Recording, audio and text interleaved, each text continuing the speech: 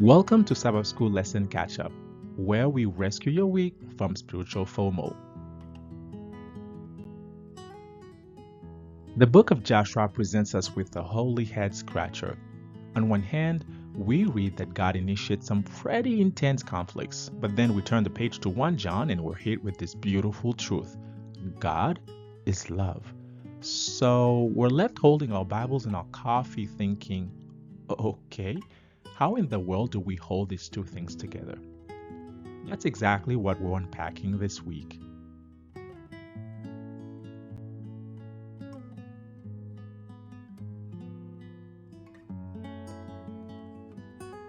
Read Joshua 5. The Israelites have just crossed the Jordan, but they're unequipped and they're staring up at Jericho, this giant fortified city. Joshua gets a visit from the commander of the Lord's army. Now, Joshua, being a sharp guy, takes one look and knows that's no ordinary angel. That's God Himself, that's Jesus. So what does he do? He goes full face down just like Abraham did back in the day. And then this commander says, "Take off your sandals. You're on holy ground." Sound familiar? It's like Moses and the burning bush all over again. But here's the kicker. This whole exchange shows us there's a way bigger battle happening here than just stone walls and spears. It's the ultimate spiritual showdown, and it forces a question on all of us. Which side are you on? You can't just spectate. You've got to pick a team. Now, how amazing is it to know that the commander of heaven's army is our personal defender when we actually let him onto the battlefield of our lives? Let's rewind the tape for a second. God created all of us, angels, humans, even that one squirrel in the parking lot, with free will. And let's be real, sometimes that free will looks like choosing to watch church online while still in your pajamas. No judgment, but here's where it gets wild. Flip over to Revelation 12 and Isaiah 14. You're not gonna believe this. The most powerful worship leading cherub on the cosmic stage, Lucifer and his angel squad, looked at the creator of the universe and said, "You know what? We're gonna do our own thing." The first rebellion didn't start on earth, it started in heaven. Now, Isaiah 14 and Ezekiel 28 use human kings as metaphors to point back to this stunning being. And if you think he retired after getting kicked out, check out Daniel 10. This being held up in answer to prayer for 21 days. It's like when your Wi-Fi is fighting you right before you try to stream a sermon, but on a cosmic, spiritual warfare level. So, when we read about Israel's wars in the Old Testament, we've got to see the bigger picture. This isn't just earthly battles.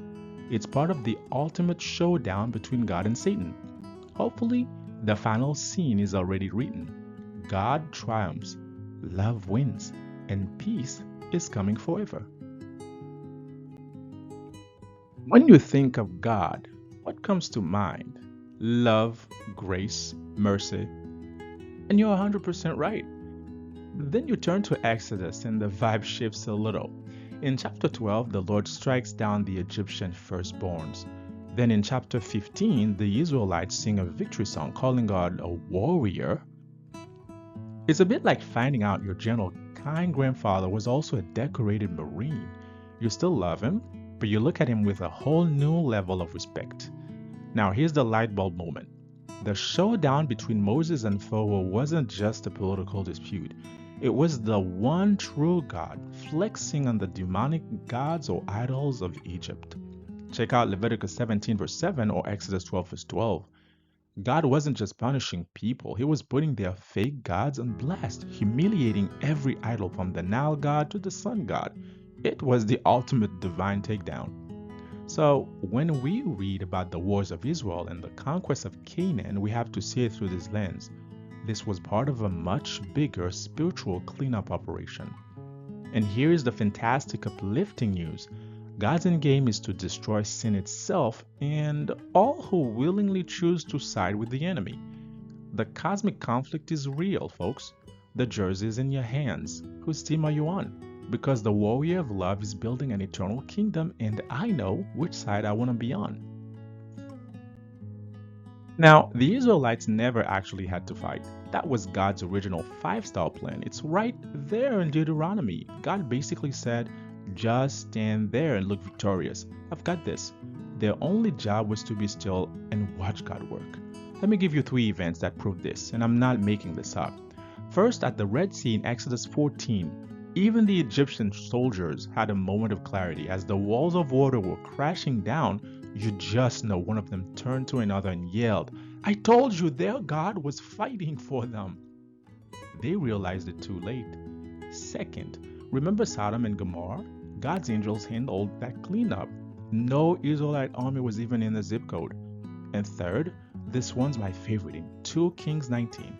King Hezekiah is in trouble. The Assyrians are talking trash outside the walls, blaspheming the name of God. Hezekiah cried out to God, then God sent an angel who wiped out 185,000 enemy soldiers. Hezekiah didn't even have to break a sweat. Ellen White pointed this out. It was only because of the Israelites' own unbelief that God eventually let their enemies come and give them a hard time. How often are we running around trying to fight battles in our own strength? Now, second best sounds like a participation trophy, but economists use it to describe a pretty solid plan B. In Exodus chapter 23 and 33, God's plan A was incredible. He explicitly said, "I'll send hornets, I'll send my angel ahead of you." The Israelites' job description was basically to be an audience to God's mighty show. They just had to show up, watch, and maybe bring popcorn. But, and you can probably relate to this, the Israelites weren't quite ready for that level of faith. They were professional murmurers, so God, in his incredible patience, moved to the second most preferable option.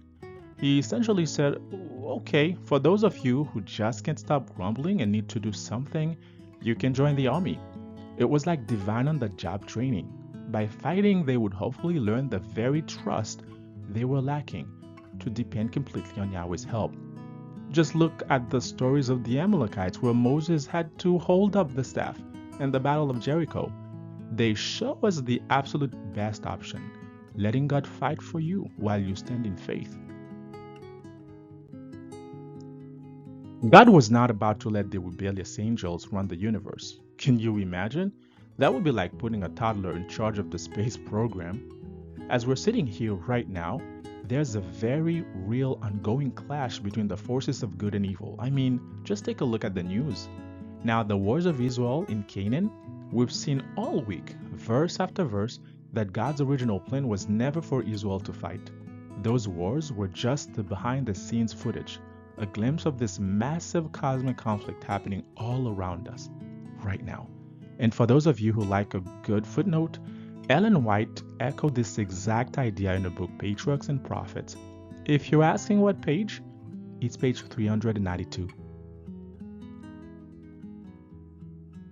Don't forget to subscribe and join us for your dose of daily homework.